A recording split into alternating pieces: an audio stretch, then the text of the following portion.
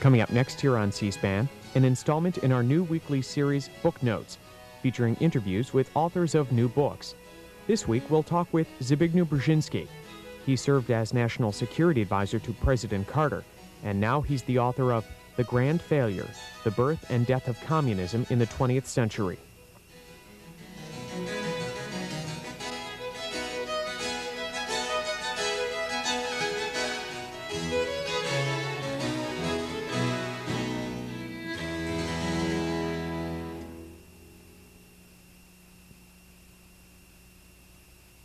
Zbigniew Brzezinski, author of The Grand Failure, The Birth and Death of Communism in the 20th Century.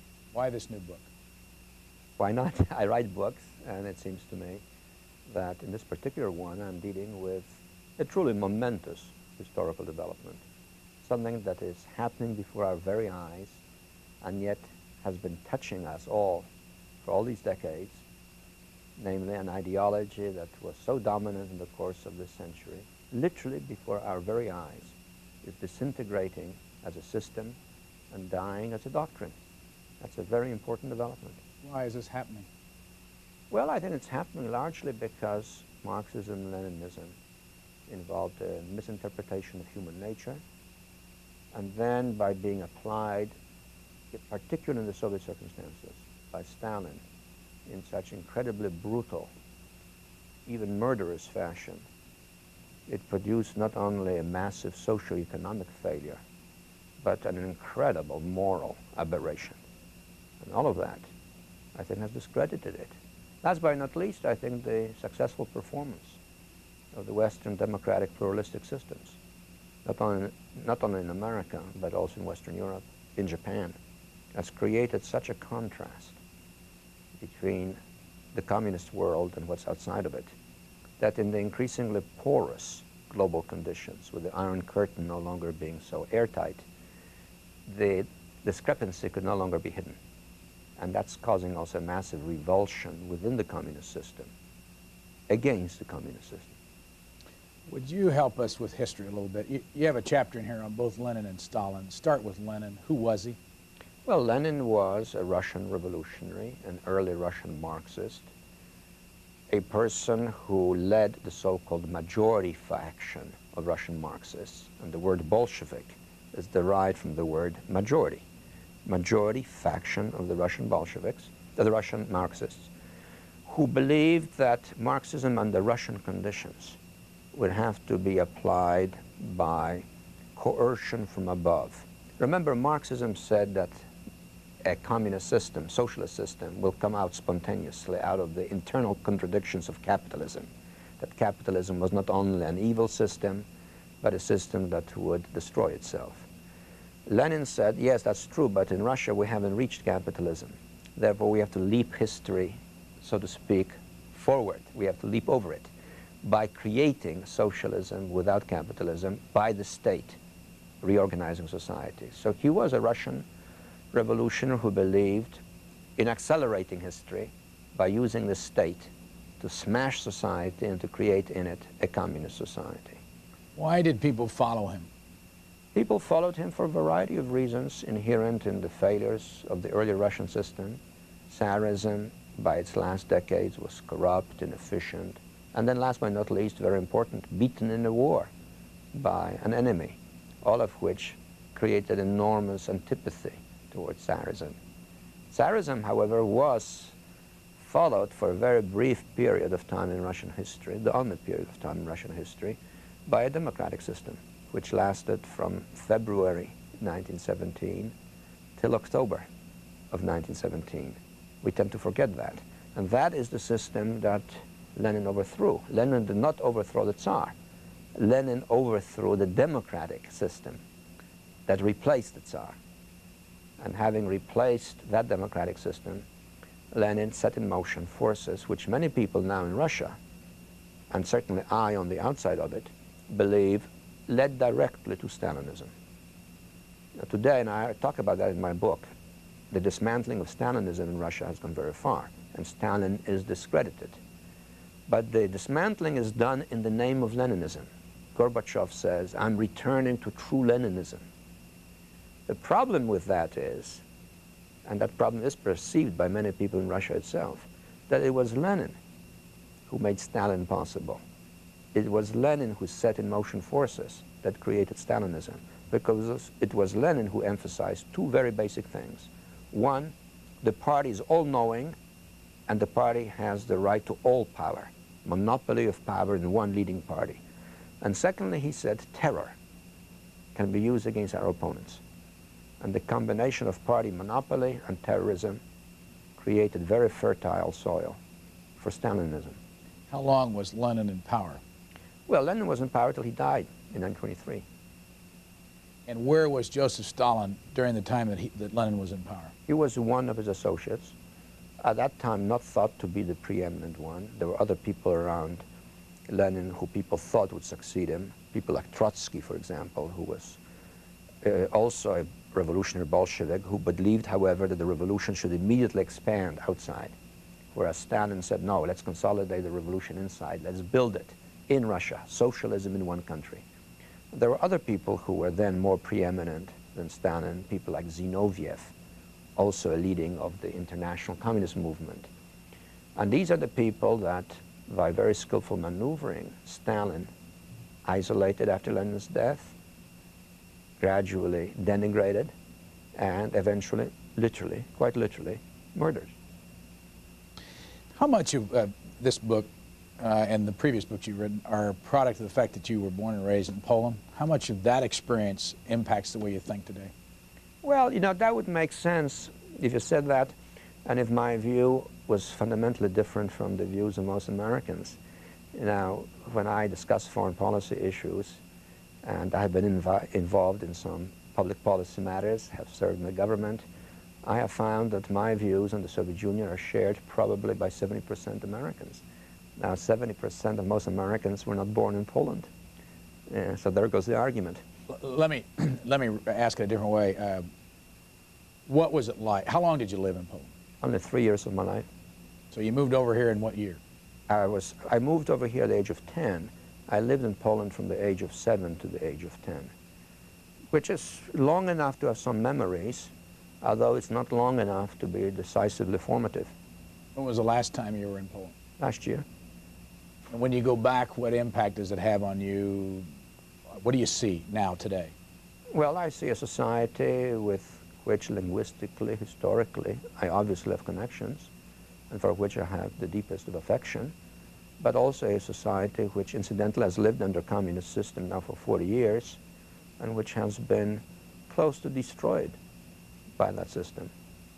And the infrastructure of society is in a state of disintegration. The ecological crisis in Poland is worse than in any country in the world, literally, because of the totally ruthless, indiscriminate communist policies regarding the industrialization of the country. I see a country which is deeply religious, very spiritual, but also a country in which the political culture has been badly damaged by 40 years of rule by a single and a relatively corrupt party, because don't forget, communism in Poland is very different from communism in the Soviet Union, in that in the Soviet Union, whatever you may say about it, it is still indigenous. It came out of an internal revolution, so that some social elements supported that revolution and in fact prevailed. In Poland, as in Hungary, East Germany, Czechoslovakia, Romania, Bulgaria, communism was really entirely an external imposition. It was brought in from the outside by the Soviet army. This is incidentally why in my book I differentiate between the changes that are taking place and which cumulatively are spelling the end of communism, between what is more specifically happening in Eastern Europe or in the Soviet Union or in China, because the crisis of communism manifests itself in different ways in these three major sectors of the communist world. In Eastern Europe, it's what I call organic rejection.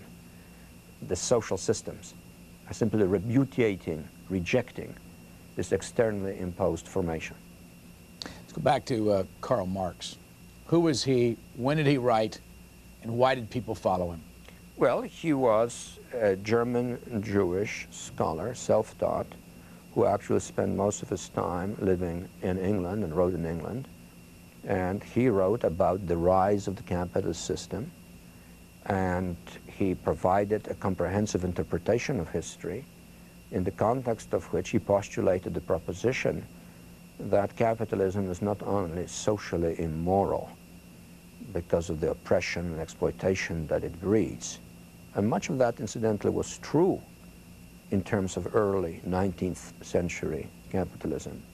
But he also argued that the capitalist system had internal contradictions, which would ultimately give rise to a revolutionary working class, the proletariat, which would overthrow the capitalist system and produce a much more morally just and effective socialist system, and that socialism would then be a stage on the road to an eventual communist system.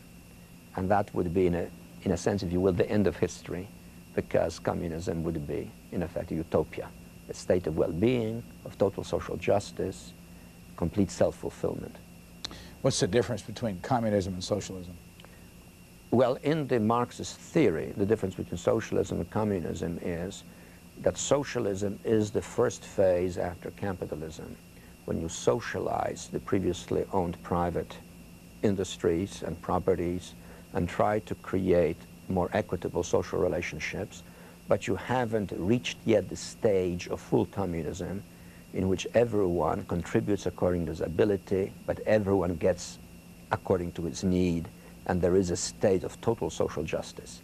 It's the final fulfillment, if you will, of the socialist ideal, a state of genuine equality, total self-satisfaction. What do you think Karl Marx would say if he came back today and looked at what's happened to his theory? Well, if he looked at what happened to his theory in the Soviet context, I think he would be appalled by it. For one thing, presumably he would be aware of the fact that for some 25 years, quote-unquote socialism was being built by the worst murderer in history. I try in my book to provide some sort of statistical analysis Joseph Stalin. of Joseph Stalin's killings, quite literally. You say, by the way, before we leave that the number that we most often reach, 20 million, you say it could be as many as 40 million people? That's right, that's right. How did he kill them? Well, in a variety of ways. Quite a few of them by shooting, but on a massive, massive scale. You know, we're now discovering graves next to every large Soviet city. Graves with thousands of people. For example, near Minsk, a city before the war of sort of 500,000 people, they have discovered mass graves which, according to the calculations of those who dug them up, numbered probably as many as 101,000 people shot in the course of 4 years. 101,000 people. Now, the Soviet government has investigated this, and the Soviet secret police, which is the inheritor of the NKVD, which carried out these executions, has issued a statement saying that's a vastly exaggerated figure. The number was only 30,000. Now, since then, that is a place near Minsk called Kuropati. Since then, they have discovered mass graves near Kiev, in some cemeteries in Moscow, in the Altai Krai, and searches are now going on in every major city. Now, Stalin literally shot thousands, hundreds of thousands, probably several million people. Then there were people who died during mass deportations, carried out under extraordinarily inhuman conditions. Then there were mass executions in the camps. We now know from documentary evidence that periodically, among the many prisoners held in camps, and the number was in the tens of millions in camps, periodically an order would arrive saying 10% are to be liquidated. Just like that. Or in local secret police offices, sometimes an order would arrive saying it is estimated that in your region there are 15% enemies of the people. And that was clearly an order to the local secret police to ferret out 15% of the people. Because if they didn't, they would be guilty of dereliction of duty. And the same thing would happen to them.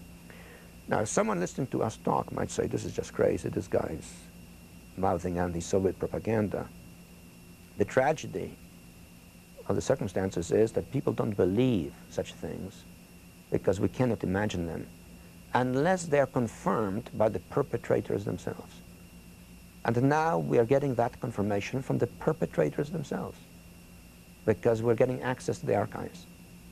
And the figures that I have given in my book, which I then try to total for the communist world as a whole, are probably, if anything, conservative.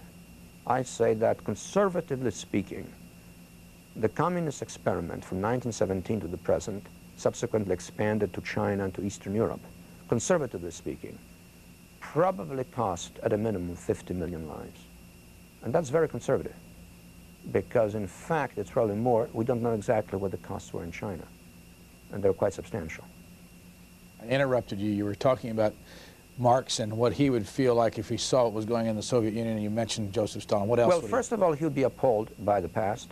But secondly, in terms of the present, I think he would be appalled by the inequality. We have public opinion polls from the Soviet Union which show that one of the things which outrages the Soviet public the most is the social inequality. Socialism in the Soviet Union is socialism for one class, for the ruling class. That is to say, if you're a member of the social elite, you have access to special hospitals, your children go to special schools, you have special resorts, you have special shops you go to, you have special clinics. Everything for the elite is special. For the masses, conditions are extremely bad and have been getting worse. So I would imagine that would appall Marx. But what might even appall Marx more is not what he would see in the Soviet Union. It's what he would see in the West. Namely, that capitalism, instead of being torn asunder by its contradictions and becoming increasingly unjust, in fact has been able both to adapt, to innovate, not to disintegrate for economic and social reasons, and also to create a greater measure of social justice by becoming more socially responsive. So I think he would be appalled by what happened to his doctrine, but also surprised by what happened to his predictions regarding capitalism itself. We're talking with Dr. Zbigniew Brzezinski. He has a new book out that you just saw on your screen called The Grand Failure.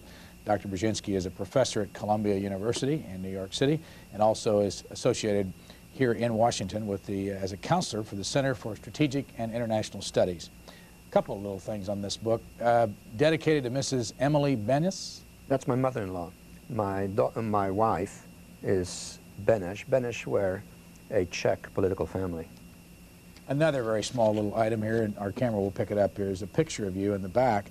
And I noticed that on the credits, it's Mushka. That's my wife. Brzezinski. Yes. Does she often do this kind of work? Well, no, only if I insist on it. Actually, she's a very well-known and recognized sculptor who's doing very well in her field. Photography is not her field. But I needed a picture. I didn't want to go to a professional camera store, and she did that picture. This book is published by Scribner's. Do they always publish your books? No, I have been moving from publisher to publisher, but I've been very happy with the relationship with Scribner's. What happens when you write a book like this? Are you now in the stage where you make trips around the country to promote the book? Well, up to a point. Unfortunately, I don't have the time to travel around too much. I think my interview with you is one of the few things I can do, and I have given some time to the promotion of this book, but I cannot travel around the country. I simply am too busy with other things. What are you doing now? Well, you've mentioned two of them, and those are major activities. I'm a professor at Columbia, where I teach a seminar and a course, and I commute to New York from Washington, where I live. In Washington, I am located at the Center for Strategic and International Studies, where I have my office, where I do my writing, where I do my thinking, where I interact with the activities of the center. Beyond that, I serve on some presidential boards in the area of strategy and intelligence. I'm a consultant to the government, in effect. And I'm also involved in some private consulting on international affairs, some speaking on international affairs to business groups. And last but not least, I'm an honorary chairman of a prompt reaction relief organization that responds whenever there's a crisis very quickly. It's called the AmeriCares Foundation. And our claim to fame, so to speak, is that we're with a very quick response if there's a calamity. Later on, the large organizations come in on a bigger volume scale, but we're in there very quickly. Can you give me an example of something that you've been involved in? Well, Jeb Bush, when he went to Yerevan, went with AmeriCares, and AmeriCares was in there first 2 or 3 days after it happened, When there was a calamity in Nicaragua and Colombia, we did that. When Chernobyl struck, we were in Poland with powdered milk for children immediately and things of that sort. We had done this on a large scale worldwide. Go back to your own past. Your father was a diplomat. American diplomat? No, Polish diplomat. You said you left Poland when you were 10 years old. Where did you go? To Canada. How long did you live in Canada? I lived in Canada from 1938 to 1950. I went to school in Canada. I went to an English prep school. And it was a real English prep school done in Canada. The headmaster used to refer to Canada as BNA. I bet you don't know what that stands for. I'm sure my viewers don't know either. It stands for British North America. He used to tell us the sun never sets on the British Empire. And then I went to McGill, and from McGill I went to Harvard. And one thing led to another, and here I am. Why did you pick Harvard? I was told that it's not a bad school. After Harvard, where'd you go? After Harvard? Well, after I got my degree at Harvard, I taught at Harvard. I taught at Harvard till 1960. Then in 1960, I went to Columbia University and have been a professor there since then. But periodically, I have been involved in public affairs. So, for example, in the mid-60s, I was on the Policy Planning Council of the Department of State. In 1960, I was marginally involved in the Kennedy campaign for president, Foreign Policy Brain Trust. In 1968, I directed the foreign policy task forces for Vice President Humphrey when he was running for the presidency. In 1972, I became director of the Trilateral Commission, an American, Japanese, West European public organization. In 1976, I directed the foreign policy task forces for Jimmy Carter. Then I became his national security advisor for 4 years. Then I went back to private life, although in 1988, I was co-chairman with Brent Scowcroft and Henry Kissinger of the Foreign Policy Task Force for Vice President Bush. Why did you make the switch politically? I can answer in one word, Dukakis. Because of his views? Yes, I just felt that his views on foreign policy strayed so far from the traditional bipartisan consensus on foreign policy, and certainly on substance in terms of specific issues, quite far from Jimmy Carter's foreign policy, that I could not support him. Let me ask you about your experience as the National Security Advisor for Jimmy Carter. What did that do to the way you now look at government? Did it change at all after your experience? Oh yes, there's no doubt that an experience of that sort affects your perception, although, as I have already indicated, this was not my first service in government, but it certainly was at a different level. Well, one thing you learn immediately is the enormous limitations on presidential power. Now that's easy to say, and I suppose intellectually we're all aware of it. But in fact, once you're in there, you begin to realize the extraordinary variety of pulls and pressures that the president is under, and the difficulty of articulating and formulating and then implementing the foreign policy. Another thing you learn is that once you make a decision on the presidential level, let's say the National Security Advisor on behalf of the President issues an instruction to the Secretary of State or the Secretary of Defense. The President wants this or that done. And they say, yes, we'll do it. But if it turns out the bureaucracy doesn't like it, while doing it, they'll alter it. So that in addition to making policy, you really have to be continuously involved in verifying the implementation of policy and making certain that things don't get skewed in some fashion, either accidentally or more often than not deliberately, because the bureaucracy didn't want it in the first place.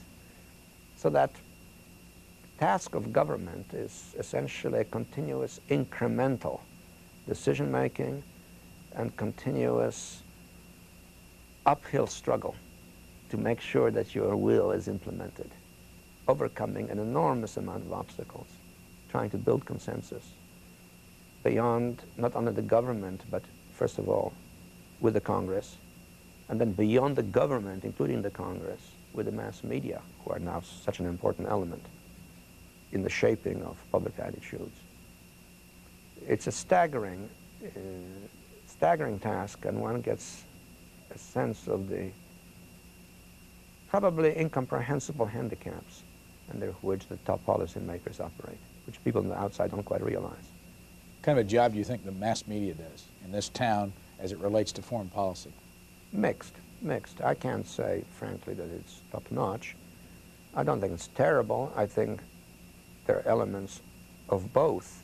There are some people, I don't want to mention names, obviously, who write very perceptive, thoughtful, either analyses or focus their stories on significant truths. But there is also an enormous number of people in the mass media who are, first of all, devoid of any ideas of their own, who just follow the pack, who are essentially digging for sensations, and who, because of the experience of the 70s, more often than not, automatically assume that anyone who's in the government is either a crook or an enemy who has to be exposed and attacked, and who are not prepared to believe that most people in the government are genuinely dedicated, patriotic people who, in many cases, are honestly making a major sacrifice doing what they're doing. There is a kind of, I think, in some cases, mindless antipathy within the mass media, which occasionally is even stimulated by either an abrasive or overly arrogant personality of a decision maker. But these personal phobias tend to, I think, color a great deal of the reporting after an administration has been in office for a little while, and certain lines of either attraction or antagonism have surfaced. You mentioned something earlier that you've done that comes up right in the spot that you're sitting many times by our callers across the country, and that is a suspicion that there is a conspiracy afoot through the Trilateral Commission and the Council on Foreign Relations. You ran the Trilateral Commission for how long? About 3 years, I think, something like that, 3 years. Not only did I run it, I helped to found it and organize it with David Rockefeller. So if any of our viewers are conspiracy-minded, here is one of the conspirators. Let's talk about it for just a moment. How big is it? How many people physically belong to the Trilateral Commission? When we first started it, and let me repeat again so the viewers will know what we're talking about, it's an American, North American, Western European, Japanese organization to promote closer contacts between these three regions of the world, and the commission's composed of private citizens, not government officials, who are leaders in the different sectors of society. So when we first started, we sought a commission of about 60 people. And initially, when I was first helping to organize it, we had a hard time recruiting those 60 people because it was a brand new idea, which the two of us had thought of, Rockefeller and I. Now we have 360 people with an enormous waiting list. It's been an eminently successful operation, obviously filling a major need for a community of dialogue and cooperation between these three regions. We're incidentally the ones who proposed originally the holding of the annual summit meeting of the industrial democracies. That was an idea that originated with us in the Trilateral Commission. Seven-nation economic summit. Yeah. How do you become a member? You become a member by invitation issued by the respective executive committees of the Commission. The Commission has 360 members, a smaller executive committee. The executive committee has its own regional sort of identity. So if you want to be a member of the American one, the North American Executive Committee has to invite you. I say North American because this is both a Canadian and a U.S. activity. Is there any reason for the audience to think that this is a bad organization that conspires to, and I want to make sure I represent what they say, is that this group really guides the foreign policy of this country? Well, you know, I can tell you even better what this group represents, what people think this group represents, people who are conspiratorially minded, because I encounter that all the time when I speak around the country, and the kooks that, you know, pop up with this theory come either from the extreme loony left wing or the loony right wing perspective. If it's a loony right winger, he will stand up and say, you're a conspiracy of people who want to impose one world government and deprive us of our sovereignty. And if it's an extremely loony left-winger, he'll stand up and say, you're a conspiracy of rich capitalists who want to control the world for the sake of global profits. And that crazy outfit LaRouche started with the left and swung to the right, for example, over the last 15 years. Well, the answer is, look, the Commission operates openly. There's nothing secret about it. It is a group of influential people, and we don't hide that. On the contrary, we deliberately want influential people from the three regions who try to deal with the problems that the three regions encounter by discussion, by promotion of studies, by advocacy. We have advocated over the years debt relief for the poor countries of the world. We have advocated a variety of aid programs for the third world. We have advocated closer cooperation in science between our industrial democracies. We are by and large in favor of a free trade arrangement. We are against protectionism tariffs. We have currently a major study going on in East-West relations, produced by authors from the three regions. I think we perform a useful educational function, and if any viewer who is watching me wants to explore the so-called conspiracy even more, all he has to do is to write to the office of the commission, and we'll give him whatever papers he wants. There's nothing secret about it.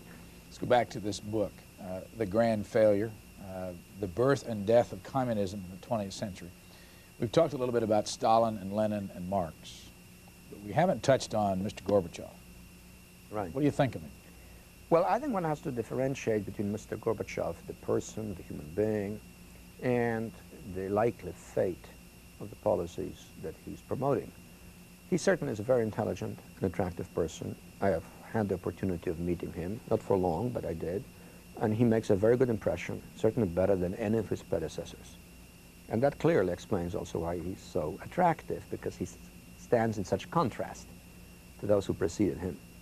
His policies, which are based on two Russian words that have come to be well known, glasnost and perestroika, glasnost meaning overtness, perestroika meaning restructuring, are designed to promote a reform of a system that he himself recognizes has become stagnant and uncreative. My own judgment regarding his policies, which I tried to express in the book, is that first of all there has been much more glasnost in the Soviet Union than perestroika, meaning they talk much more and they ventilate issues much more openly than they ever have.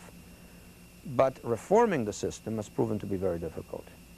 And my own expectation is that he will not succeed in creating a spontaneously self-energizing, increasingly pluralistic, more generally open Soviet Union.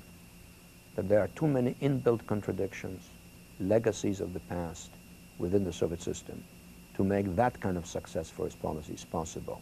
And that therefore his major historical significance will be that he will have dismantled Stalinism, probably not dismantled Leninism, which means this one-party rule legacy, kind of a doctrinal orthodoxy, and that he will have initiated a protracted systemic crisis in the Soviet Union, which will last for many years, as all of these internal contradictions and legacies of the past work themselves out.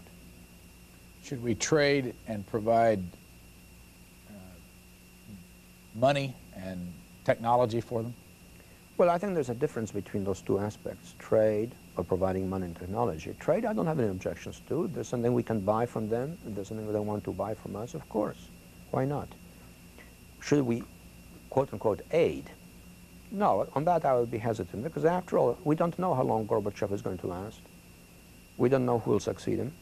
We do know that the Soviet military power is still enormous, that not very much has been done to reduce that, and hence at this stage, no commitments that are truly irreversible towards either a free market economic system or an open pluralistic political system have been made. And until they're made, and they're truly irrevocable, we could be, in fact, aiding his successor, who could turn out to be again assertive, hostile, or we may be simply throwing money away. Because until there is very significant change, I doubt very much that the economy will become so productive as to make Western investment in the Soviet Union truly productive. Now, we invested a lot of money, I say we, meaning the West, in Eastern Europe and the Soviet Union in the 70s. In Eastern Europe alone, it was in the tens of billions of dollars. And all of that was wasted. All of that was wasted because the systems weren't reformed, and they simply wasted the money. In the back of your book, talking about money, and you have, and we won't be able to show a lot of this, that's why people want to see more, they can go out and buy your book, but if you can see, if we can get a close-up of this, James, I believe this particular table here shows down here, and we're going to have to get real close on it if we can, so that we can see the difference between the dark lines belong to the United States. The second line, I believe, there belongs to the Soviet Union. The third line to Japan. And this is a gross national product. What are there? 280 million people in the Soviet Union. That's right. 100 million people in Japan, and 250 million people in the United States. Why are we so far ahead, and why is the Soviet Union so far behind? Well, I think it's inherent in what we were talking about. Not only are we ahead of the Soviet Union, but now the Japanese are ahead of the Soviet Union. And that is a dramatic change. You know, only 25 years ago, Khrushchev was predicting, and sometimes he was even very crude about it, that the Soviet Union would surpass the United States in total production and then in per capita production. And their population being larger than us, that's an even greater accomplishment. And he was absolutely convinced that by the 1970s, the Soviet Union would be the #1 economic power in the world. Instead, as this table shows, they have fallen further behind us, and now they're behind the Japanese.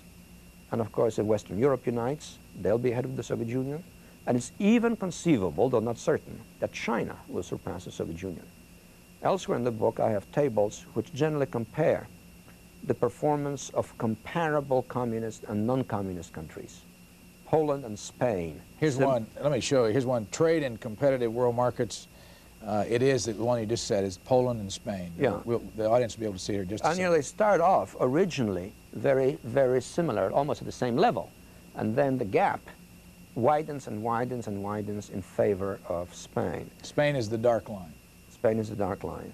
Why is that? What is it at the core that makes these two countries so different? Well, I think the fact that in Spain they did retain a market economy, decentralized, oriented towards trade, both externally and internally, whereas in Poland they imposed a state-controlled, heavy industrial monopoly on the economy and gradually suffocated it, in effect.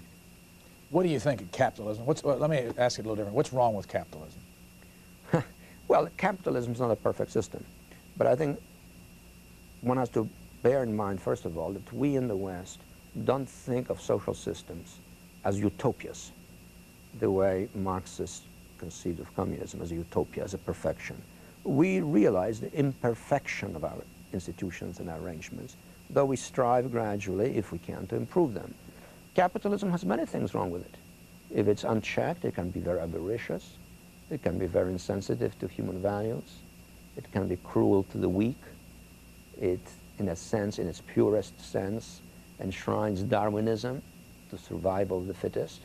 But that's why over the years we have tried to combine capitalism with increasing measures of social responsibility, social sensitivity, attempts to indirectly recreate even opportunities for every generation, but without stifling individual initiative and self-interest, which are very deeply felt instincts that, if properly channeled, can make a society creative and wealthy, and if suppressed, produce the kind of stagnation which I call the grand failure.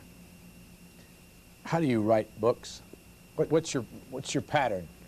Well, that's amusing, actually. This is not my first book. I've written a number of books before. Until this one, I used to write by hand. I would outline it, first of all, very systematically. I always have a concept of a book in my mind, and in fact, that kind of germinates within me gradually. Very often, for example, on Sundays, I sit in church, ideas will begin to form in my mind, and my mind sort of operates on its own. And then I begin to feel after some months that there's something I want to say, and I start outlining it. And I never start writing a book until I have a full outline ready. And then until this book, I used to write it by hand, then revise it, and then dictate it into a dictating machine, have it transcribed, and then edit it, and so forth. This one I received out of the blue from the Apple Corporation, a Macintosh computer and a printer, as a gift from a senior executive there, who thought that I might be interested in, because I once visited their headquarters. I had never thought of buying a computer and a word processor, and I started playing around with it, and I started enjoying it. And then at that particular moment, I had some ideas along these lines, but I really wasn't thinking writing a book. But since I had this damn contraption in front of me that I enjoyed playing with, I said, well, I'm going to start outlining on this thing and see how it works. And I started outlining it on the word processor on the screen, and then printed it out, and I said, well, gee, this looks like a little outline. Why don't I start fleshing it out a little bit? And lo and behold, just during a summer month, I wrote the first chapter, which is called The Grand Failure, which gives the title of the book. And then I said to myself, well, obviously I have a book here, so I'll continue writing it. And that's how it came into being. I noticed that in the author's notes, it says Zbigniew Brzezinski, Northeast Harbor, Maine, August 31, 1988. Did you write this in Maine? That's exactly right. That's where I spend my summer holidays, at least August, not the entire summer. How long does it take you to write a book like this? Well, this one took me about, well, from the writing process took me about 15 months or so, maybe a little less than that. The actual writing process. I started writing it probably a year earlier, maybe in July, June, somewhere around there. You have to worry about the fact that once it's written, it takes some months to get it into print, yes, and that things can change? Yes, but for example, in this particular book, I say in the preface that this book was completed in August of '88, and there will be events taking place which will outpace the book, but that I hope the reader will find that the book gives him a framework for understanding what is happening that is helpful to him. And I really do believe, quite seriously, although obviously I'm biased since it's my book, but I believe if someone reads this book and then reads the newspapers about, let's say, national riots in the Soviet Union, or the new maritime economic zones in China, or the discussions in Hungary and Poland about pluralism and changes of the existing political system, that this book will give them a framework for understanding the significance of these developments, and a framework which makes them alert to the fact that we're living really through momentous historical change, that this pertains to the fact that an ideology which shaped much of the century, which was the dominant force that influenced our lives, for better or for worse, before our very eyes, is disintegrating and dying. And that this is a very major historical development, that we are entering the post-communist era, an era in which communism is no longer going to be a major philosophical, political force in world affairs. This is a threshold era in that sense. And I hope that's what the reader will get out of it, and then when he reads a newspaper, watches television about Yerevan and the riots in Armenia, or about the Lithuanians demanding freedom, etc., he'll have a framework in which he can understand these events. You asked me earlier about American news reporting. It's very good when it comes to reporting events. It's not so good when it comes to interpreting them, seeing them as part of larger historical trends. And I think my book perhaps helps the reader to understand what is actually happening, and not just to what is in the book. What else happens when you write a book? Who will for sure read a book like this? Let's go to the President of the United States.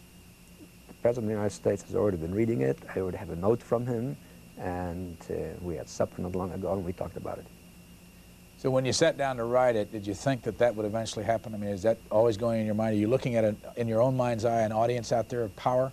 Well, yeah, but not necessarily of the President, although in this particular case, I was aware of the fact that the President and I know each other, and that I would certainly send him a copy. I didn't know whether he would read it or not.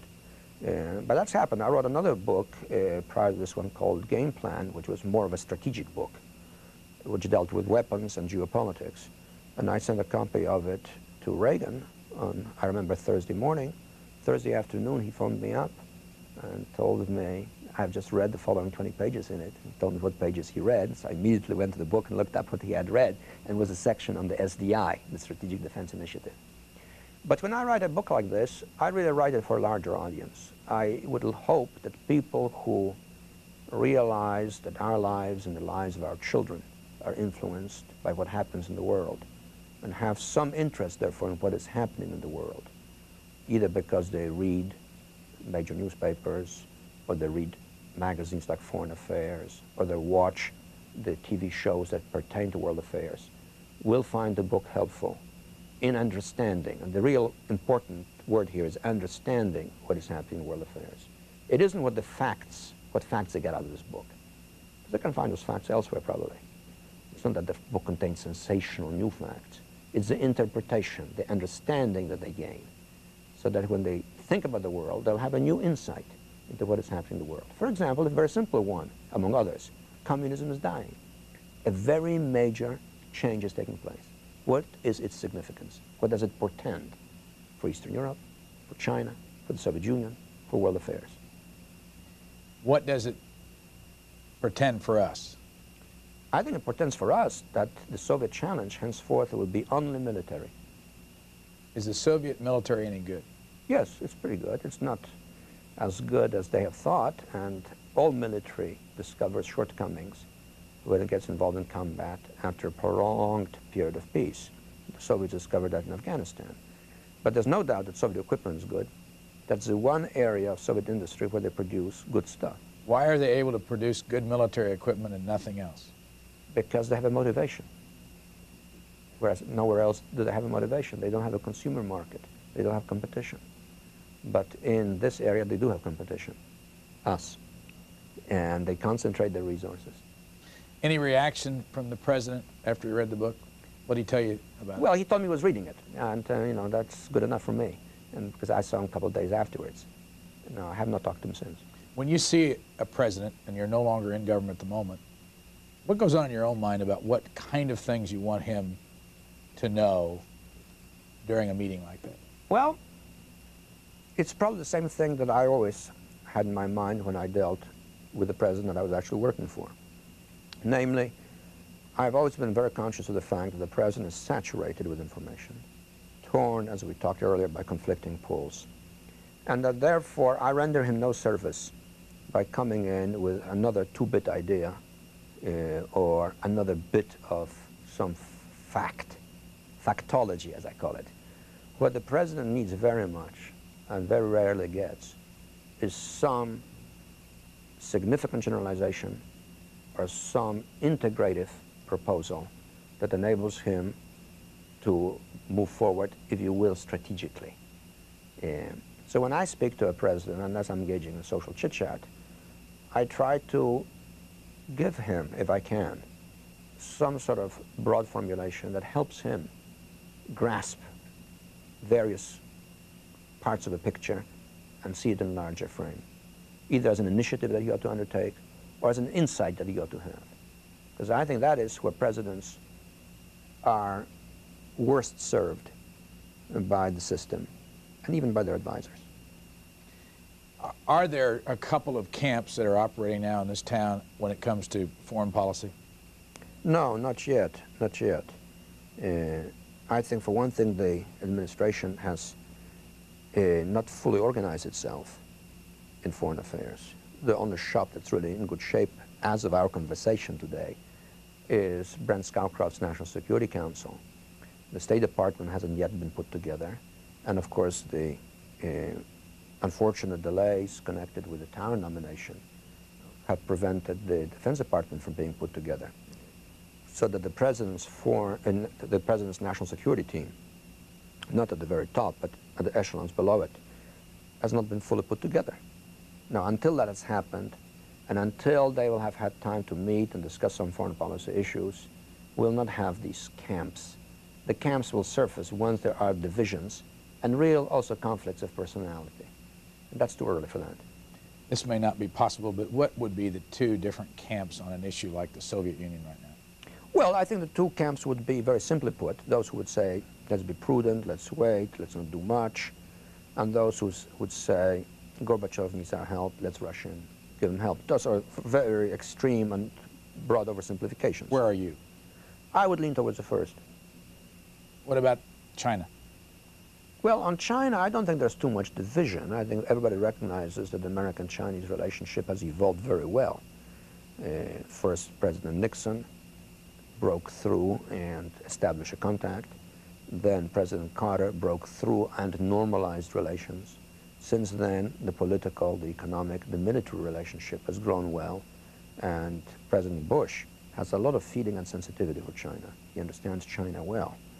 He is, in my judgment, the first president we have had for whom our relationship with the Pacific is just spontaneously, naturally felt to be as important as our relationship with the Atlantic. Japan.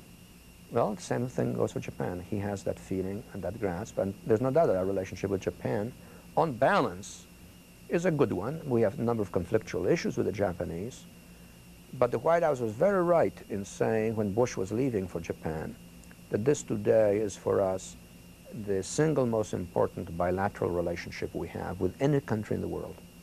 And it is true. Would be the two camps on Japan. No, the two camps in Japan would be those who would say, let's throw the book at them, let's force them to back down, force them maybe also to arm more, and those who would say, those are important issues, but let's put them in a framework of closer cooperation so that we become bound more together, and in that context we can work out these conflictual issues. Where are you? On the second. Central America, Nicaragua. Well, I don't know again whether camps exist, but once they will form, it'll probably be on the question of how hard do we press in sustaining the Contras, in dealing with Panama, although, you know, you can't put these things together. Here, I think there's a general problem that we don't, at this stage, have a policy. I don't think there are camps yet. We don't have a policy. What would you do if you were in the position of making a decision on what to do with the Contra aid? Well, I would certainly feel that we have a moral obligation towards the Contras. We have undertaken to arm them, to send them to battle. Then we undercut them. I don't think a great power can act like that towards people. We can't yank them around on a yo-yo. So I think the first obligation we have is to determine what is our long-term strategy, obtain congressional support for it, and then sustain it, but not try to do it from one battle with Congress to another battle with Congress, because then we'll lose some, we'll win some, but the result is going to be a very incoherent policy. And I don't think we have sat down and really decided what our strategy is. Once we do, I think the thing to do would be to truly sit down with Chairman Powell, Chairman Nunn, the minority leaders, and see if we can fashion a foreign policy we can sustain for a few years. This yanking around that we have been subject to is terribly destructive for everybody. Got 6 or 7 minutes left. I want to ask you about students. Do you teach kids anymore? Yeah, when I teach at Columbia, they're kids. Some of them are graduate students, some of them are undergraduates. What do you think of today's student? They're very good, very serious, very motivated. There are some interesting changes in them. When I taught earlier at Harvard and Columbia, more often than not, my best students were Jewish kids, Jewish Americans most often. Today, some of my best students are Oriental Americans. That's quite an interesting change. Korean Americans, Japanese Americans, Chinese Americans. And that, I think, probably foreshadows some interesting cultural changes in American society. But kids that I deal with are very serious, very motivated, interested in policy. I don't teach abstract political science with all the, what I call theoretical, conceptual baloney. I try to teach kids to deal with politics in a real sense. I have a very large class, for example, one of the largest classes at Columbia, 250 students, which I teach as if I was running a National Security Council meeting. And I alternatively brief the president in it. Then I argue as if I was the Secretary of State. Then I give the Defense Secretary's point of view. Then I inject some warnings from the CIA. Then the domestic advisors of the president tell the president about the domestic dilemmas. Then I, again as National Security Advisor, outline the options for the president, 3 or 4 options that he has to pick, and give the pros and cons, and I try to balance the advantages and the disadvantages. Then I ask the class to vote on the options and to get them engaged in which ones they prefer, and then bang, I become the president, announce my choice, and dismiss the class. And the students love it. And then I teach a seminar in which, for example, in the last one, I taught it as if we were a bunch of advisors to the president-elect, giving him advice on the foreign policy he should pursue the next 4 years. Students had to prepare papers on that, but the one who was presenting it would always present the paper on a subject regarding which he also hoped to become the appointee. So he would want to be either the Secretary of State or Defense, or maybe an Assistant Secretary for Europe. And then the other members of the President's team, all of whom share the desire to have him elected, would critique him in such a manner as to expose the weaknesses, and in the hope that one of them would replace that person as the nominee for that job. And I taught the students, first of all, that you have to demonstrate that you know the subject better. But then secondly, don't be too aggressive. If you're overly aggressive, you're not a team player. You won't get that slot either.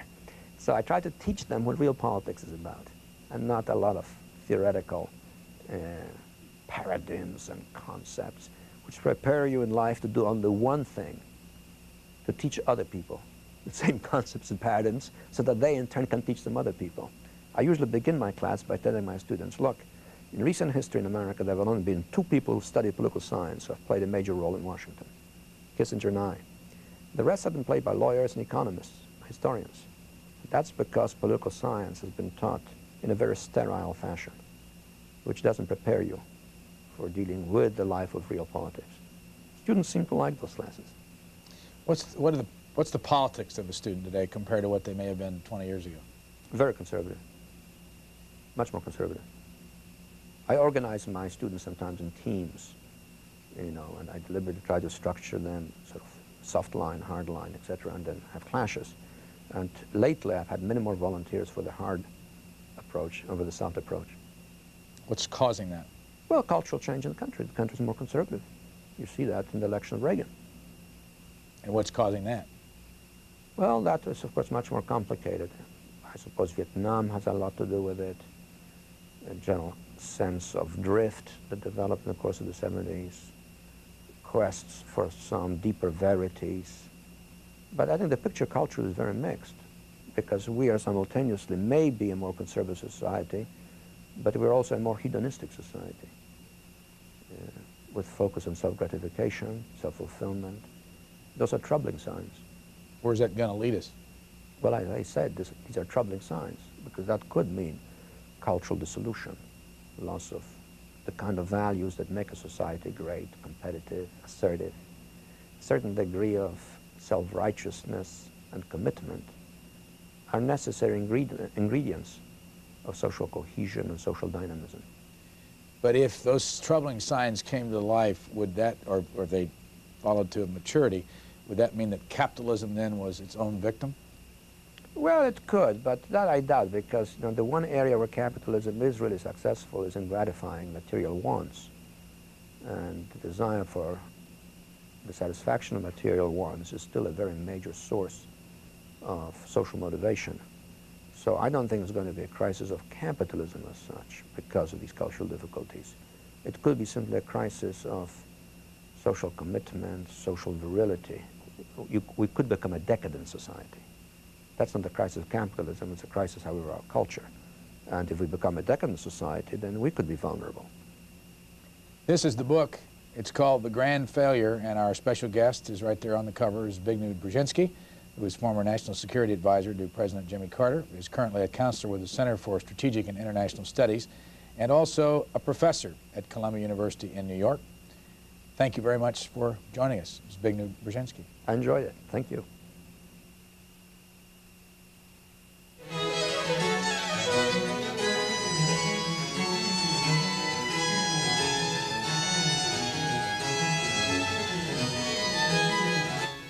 This interview with Zbigniew Brzezinski will re-air Monday morning at about 6:20 a.m. Eastern Time, 3:20 Pacific.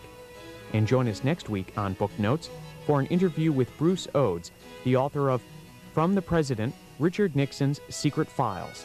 That's coming up next Sunday at 8 p.m. Eastern Time. Stay with us now as Capitol Agenda looks at what's ahead on Capitol Hill. That's coming up next.